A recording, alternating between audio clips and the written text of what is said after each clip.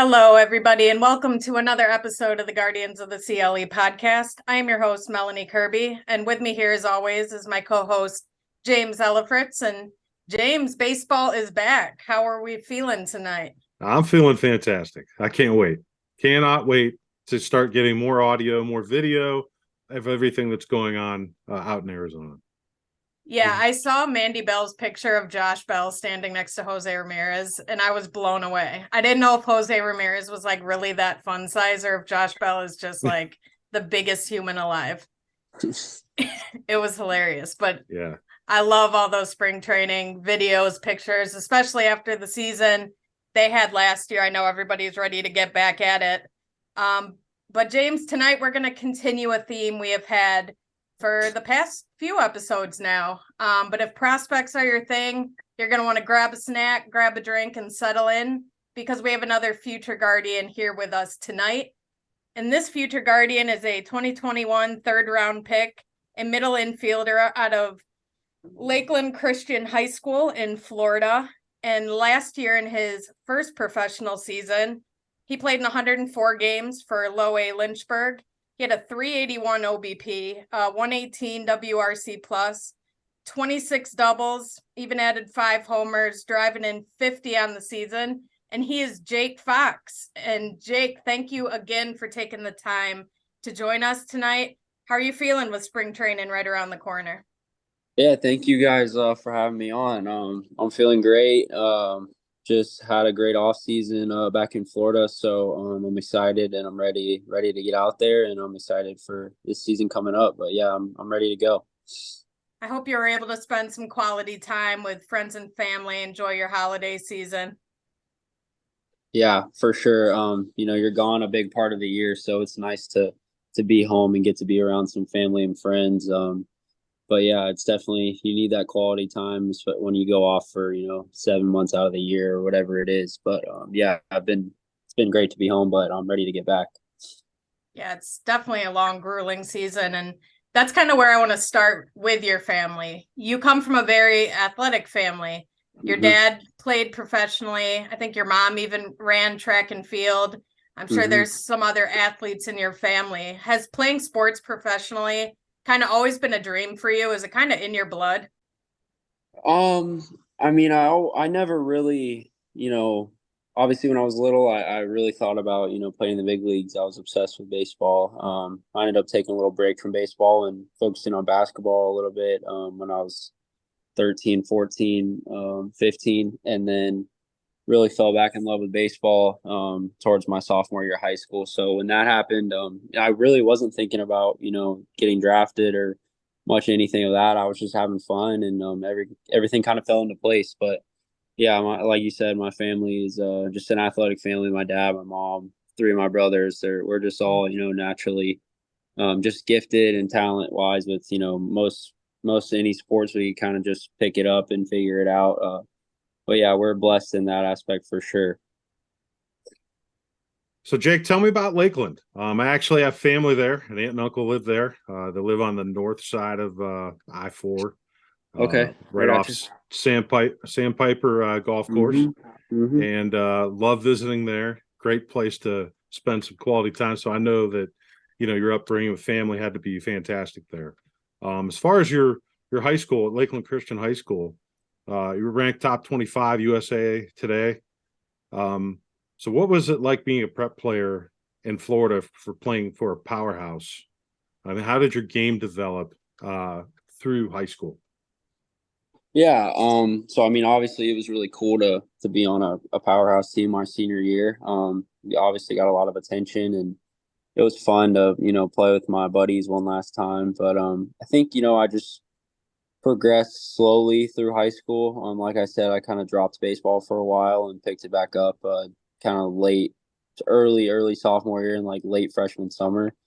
So I mean, I didn't really, I never really thought about much. I would just kind of play, and I'd had fun, and ended up getting, some attention from some scouts and some colleges, and things kind of went where they did, and senior season came around, and just communicated with my agent, and it was a big year. I didn't think when I started playing baseball again, that senior season was going to matter that much. But, it ended up being a big year for me and my draft stock and things like that. But, yeah, it was a lot of fun just playing with my buddies, being at a powerhouse school, and definitely a lot of memories that I won't forget. But yeah, it was just one of the most fun times of my life, just playing high school baseball. But yeah, it was a ton of fun. And, I'll remember a lot of things from high school baseball for a long time. And you were young for the draft process at only 19 years old, right out of high school. Can you talk about what it was like kind of going through that whole process with an agent and scouts, and just kind of that moment you found out you were drafted and being so young? Yeah, the process was cool. You try not to obviously think about it too much, because you want to have fun with your buddies and play, and you guys have a goal to, win a state championship, and you don't want to necessarily put too much pressure on yourself and take away the team aspect of it. But yeah, basically just scouts were coming to my games, and I would just communicate with my agent all year. And after senior season, draft came around, and just had a kind of an idea of where I was going to fall in second or third round, and ended up getting a call from Cleveland, a couple minutes before the pick. And yeah, we agreed to do a deal there, and they picked me. And yeah, it was surreal. It was pretty cool just knowing, how hard you worked for that, and just to, share it with my family and my girlfriend at the time. It was really cool to be able to share it with them. And yeah, but it was cool. All my brothers were there, my parents, my girlfriend, like I said. So I wouldn't have had it any other way. It was a really special moment. Yeah, I imagine turning down Florida had to be a little bit difficult. I have been to that campus. I've been to a few Florida State rivalry games, and I've enjoyed the Swamp. You're saying Cleveland was just an easy decision for you? Were you talking with the coaching staff at all? You say it was a lengthy process to make that decision, or it was pretty quick? I knew that Cleveland was one of the teams on, my radar that had a great player development system. And when they got the call, and when they called me and offered me the bonus that they did, it was a no-brainer for me. Definitely, one of my best friend is playing at Florida. We played at high school together, so he was super happy for me.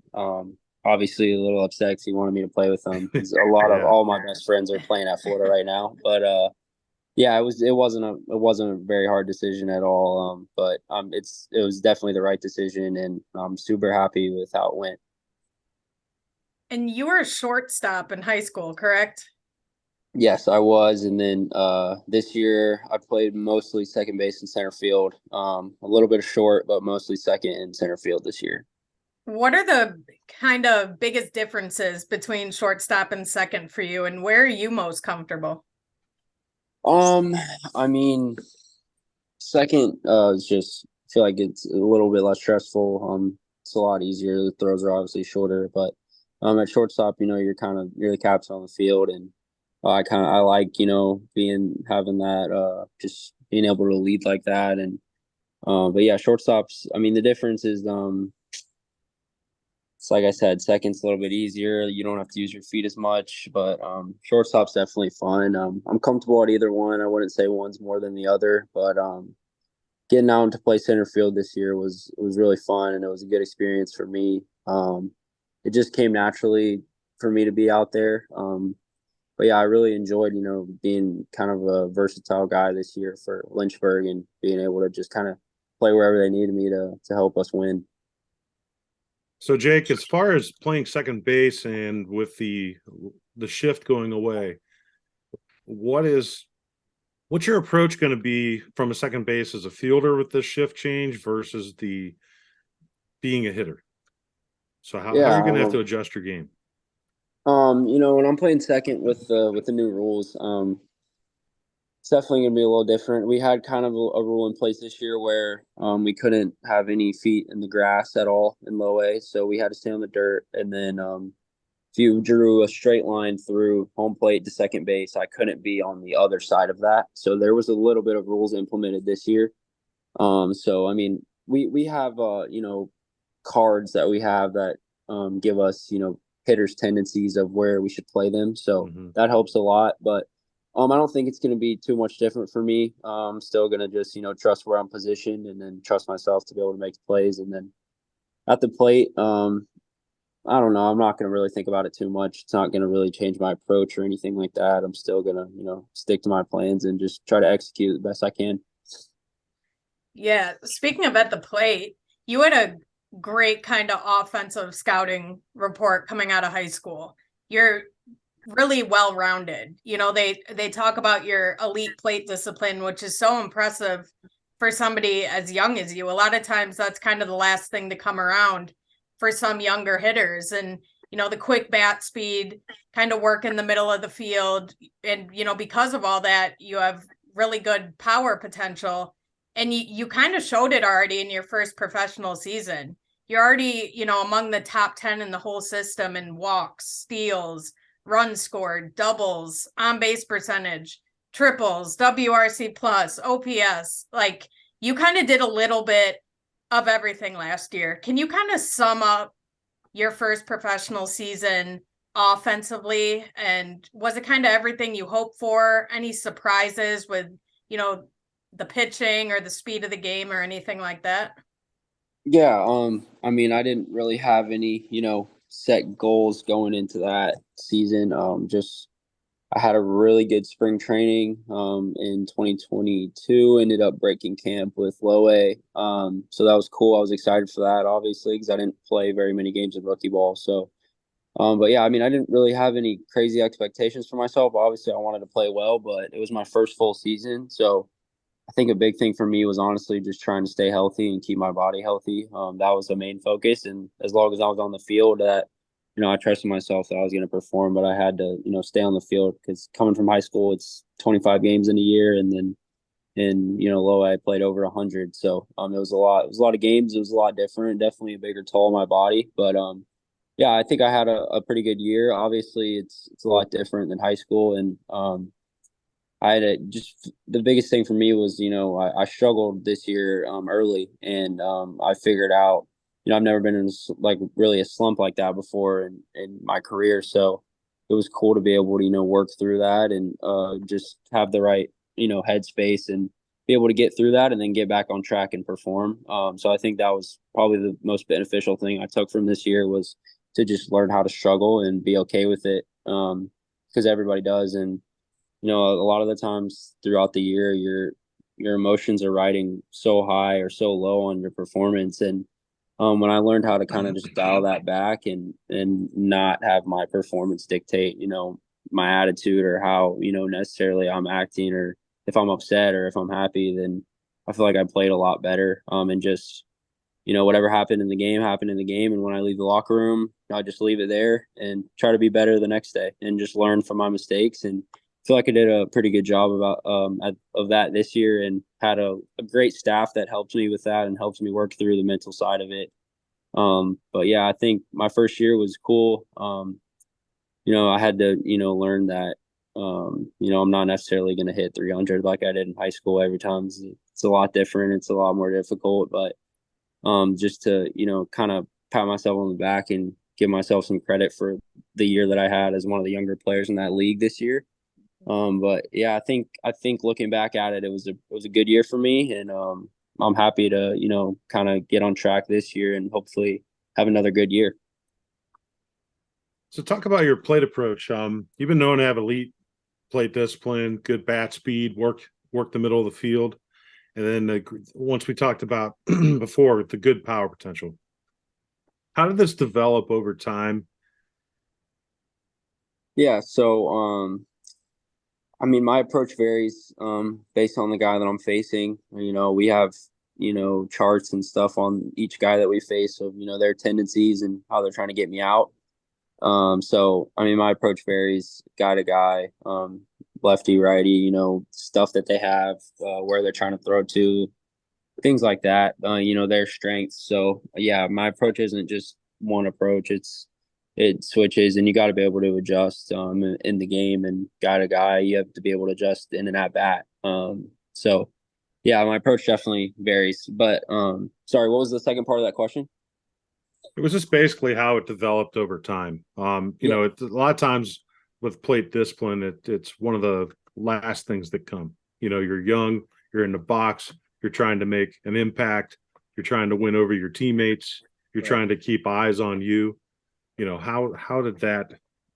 Yeah, so I think that there's a lot of guys in our org on the staff that have kind of helped me build an approach ever since I got reported out to Arizona, and they helped me understand, what an approach is, and kind of, for me, the discipline just, I guess, kind of came natural. I never was really a guy that was too aggressive. Obviously there's times when I'm trying to take a shot and take a big swing, or not necessarily a big swing, but when I have a count in my favor and I want to take a shot, then I'll do that. But most of the time, I'm looking at a certain spot with a certain pitch, and if it's not there, then that's all right, and I'm gonna wait for it. I'm gonna wait for it to be there. But yeah, I'm not necessarily over aggressive, and I think just that the guys on our staff, like I said, just helps me build that approach, and it just kind of came to be, a part of my game. I'm kind of more of a contact guy. I'm going to be on base a lot. I'm going to produce runs, and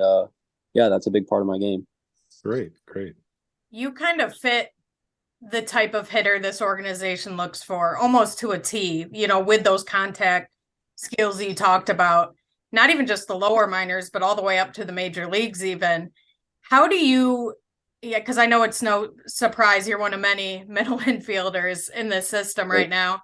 How do you kind of stand out in a system loaded with outstanding middle infield talent? I'm guessing it's some good competition. You have great guys you're kind of competing with within the system while you're improving your own game. Does it even cross your mind at all?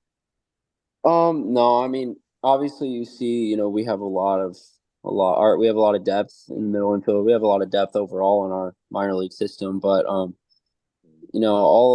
it's cool because everybody in the org wants, everybody to succeed. I look at Angel Martinez and Rocchio and those guys ahead of me, and like, they're great players, and they help me. They teach me. They're awesome to look up to, and they help me just with fundamental stuff and on the mental side of the game, like whatever it is. So like, they want me to play well. I want them to play well. And, hopefully eventually when I get my opportunity, if I get up to that level in the big leagues, that, I perform and I stick. But, no one's ever, looking at it saying, I hope somebody plays bad because we have so much depth here. And I want a shot at, making it. But that's what's super cool about our org is all the guys are just awesome, genuine guys. And we really care about each other, and we push each other, and it's a friendly competition, but it gets everybody better. And, just me being playing center field too, it helps a lot with the versatility, because obviously being able to play multiple positions is going to give me some more opportunities. So I'm excited for that this year. But yeah, I'm like I said, the guys are all awesome, and we pull for each other. So the way you ended last season, first professional season, and you're going into your off season and you're doing workouts, and now spring training is here. How did you spend more time in the cage? Did you spend more time taking, live balls in the field? What did you either add to or maybe increase to get better for this season as far as repetitions go? Yeah, so I mean, I basically just got in contact with some people in the organization, just some guys from the front office and things like that, and just ask them what they think I need to improve on, defensively, offensively, physically. So I got a bunch of goals and just got a plan together, attack those goals. Wasn't anything super different. Just obviously the physical side, I'm trying to get stronger. Just trying to stay healthy to endure a long season. So that was a big focus this year, just mobility wise. And offensively, I just feel like last spring, I came in and did really well. So I just basically attacked the same stuff that I did last offseason, hitting with I hit with Teoscar Hernandez in the offseason and his hitting coach. So it's good for me to be around a big leaguer like that and be able to learn from him and pick his brain. And then defensively, just getting more reps in center field, just trying to, get experience. I've never played there before until this past season. So just trying to get some live balls off the bat out there, and in the infield, just, doing the same stuff, just ground balls, getting ready to go and getting ready to, just play a long season and then play this spring. You mentioned last year, pretty much your main goal in your first professional season is just to get the reps, stay healthy, gain that experience a little bit. What are your goals heading into the 2023 season? What would you like to see yourself personally improve on? And do you have any of those goals set for yourself this year? Yeah, I mean, obviously I want to play well this year. I think I'm really gonna, try to be a little more consistent at the plate. Last year I feel like started off slow, had a great month, and then, didn't have such a great month and was kind of up and down. But I feel like, I've learned a lot from last year, and I just want to, be consistent, and just, like I said earlier, just not letting, my performance really dictate, my mindset on just anything really. Just coming to the clubhouse, the same guy every day, just trying to help the team win and just work really hard. But yeah, I mean, obviously I want to stay healthy again this year, and I'm excited to be able to play some more center field and get more experience out there. But yeah, I mean, offensively, just maybe a little more power this year. Just maybe a little bit higher average. I mean, our org doesn't really care about our average or anything like that. They have a lot of data that tells us if we're having a successful year or not. That doesn't have to do with that stuff really. So, I mean, just have a solid and a offensive year that produces, and just helps my team win. And then, I think, a goal that I've been thinking about is, I want to have a good enough year and I really want to play in the Arizona Fall League, this fall. I think that would be awesome. Obviously I don't know if that's going to happen. I haven't, the Guardians haven't mentioned it to me or anything, but I've just seen, a lot of top prospects go play over there. And I think that would be really cool if I have a great year this year. Can you talk real quick, just as a follow-up to that? You talked about last season, you kind of started the year slow and you kind of got those early struggles out of the way a little bit after really not slumping most of your career, growing up in the game.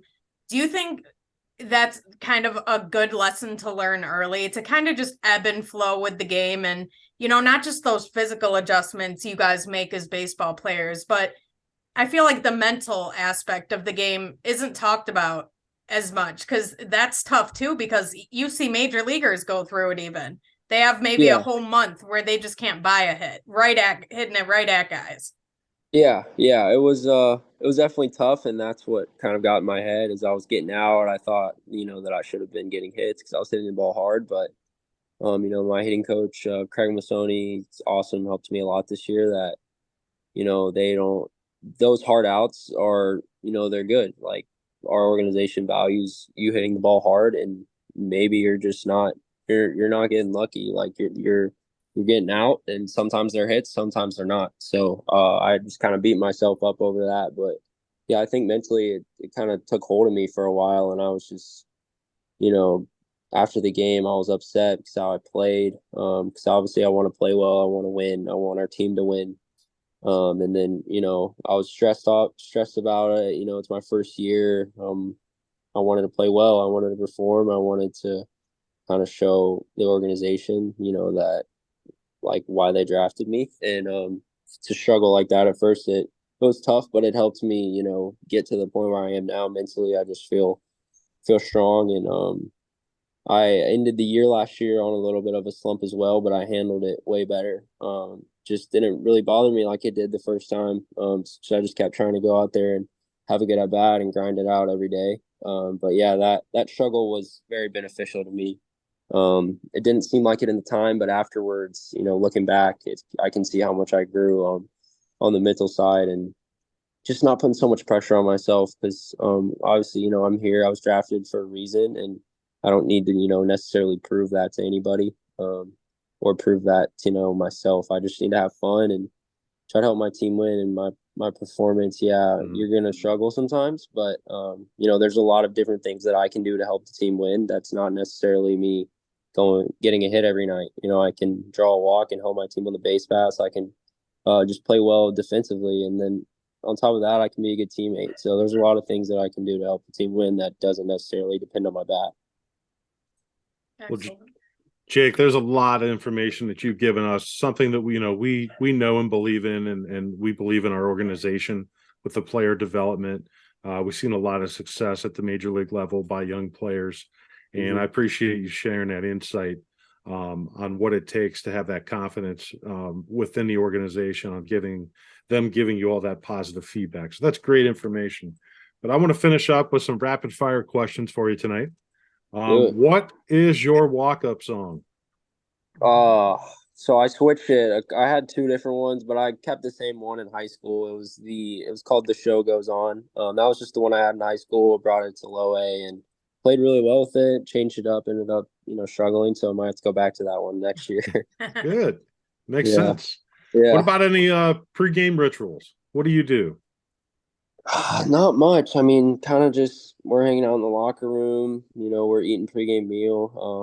Something that I do every day is just I pray before every game. My faith's really important to me, and I think that's another big reason of why I was able to kind of chill out and kind of slow the game down a little bit and realize baseball is not everything. It's not my identity. It's not who I am. Because at the end of the day, I'm only going to play baseball for who knows how long. And just coming to the realization that in the conclusion that, I could, if my last, at bat was sometime this year, that, I'd be okay, because that's not my identity. It's not, all who I am. And, there's life outside of baseball.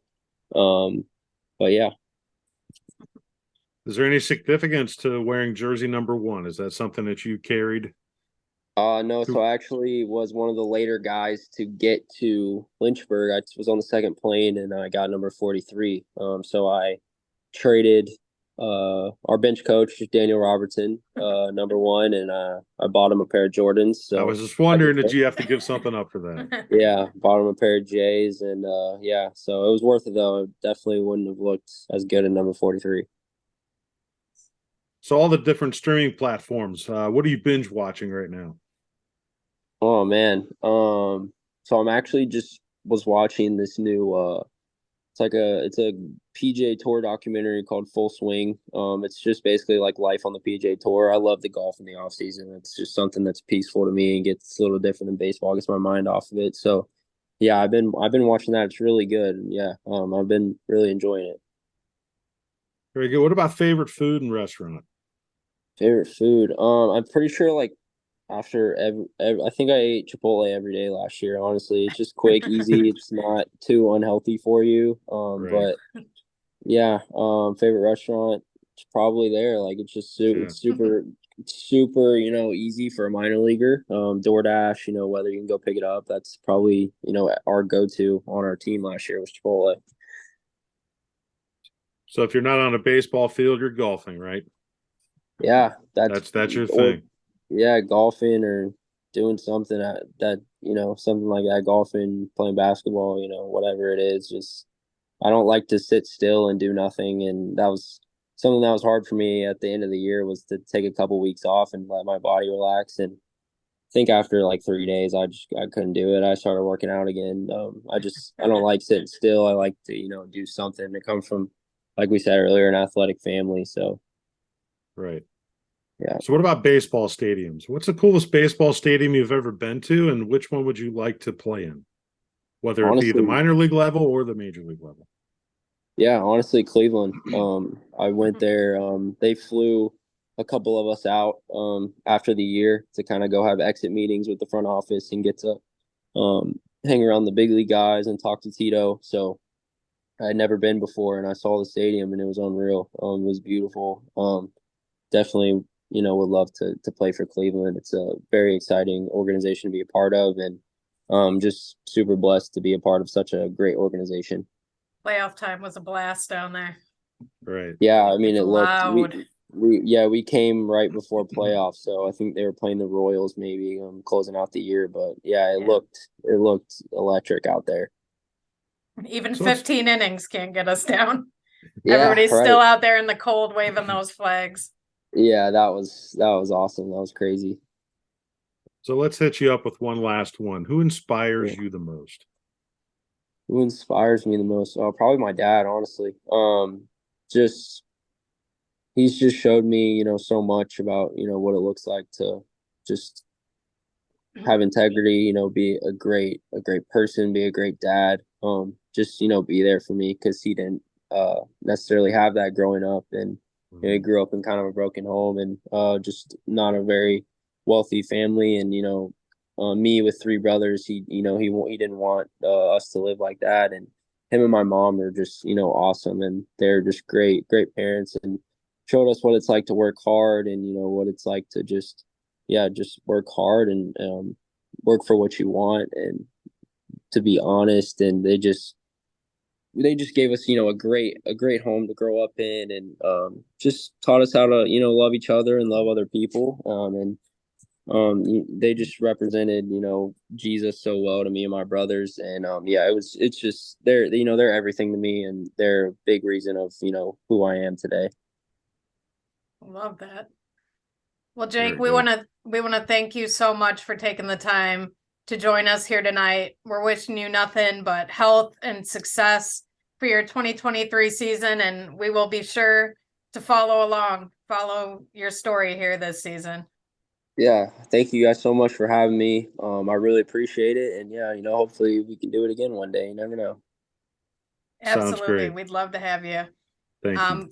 But we want to thank everybody for listening to another episode of the Guardians of the CLE here tonight. As spring training, more guys are starting to report. The first game is February 25th.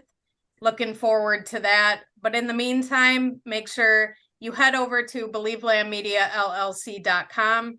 We've got you covered on all your professional sports, the Ohio State Buckeyes, and all your high school sports, all our podcasts and written content all in one place.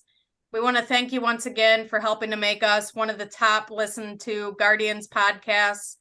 We're going nowhere but up from here. We're really excited for what we have in store this season. We wouldn't be able to be here without all the support. So make sure you keep liking, keep sharing with a friend, turn the notifications on the Guardians of the CLE podcast page on Twitter at GuardiansOTCLE. And until next week, everybody stay safe, stay healthy, and go Guardians.